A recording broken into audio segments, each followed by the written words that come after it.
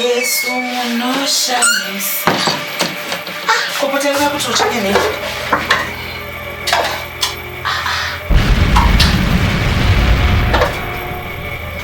Tawa ndakakwanira kumana.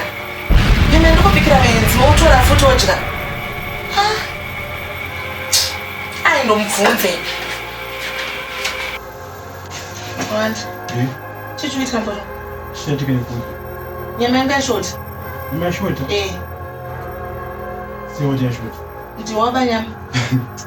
Pese mapaini. Tawanda ndoba. Apa kunezozoti kukuya vaenzi wandipa $2 kuti nditenge muriwo. Mapedza usandimisi. Sewoti ndinabo. Ndiwo batingori tumba muno mutinani mumba muno mutingori tinini.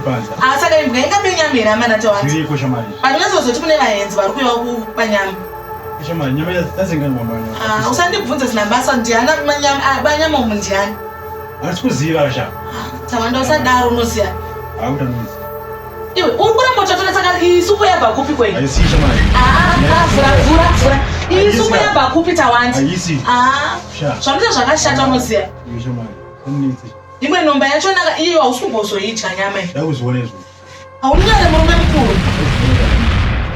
Tungoti kaiti munobvowa sei baba ini? Ndizvako izvo.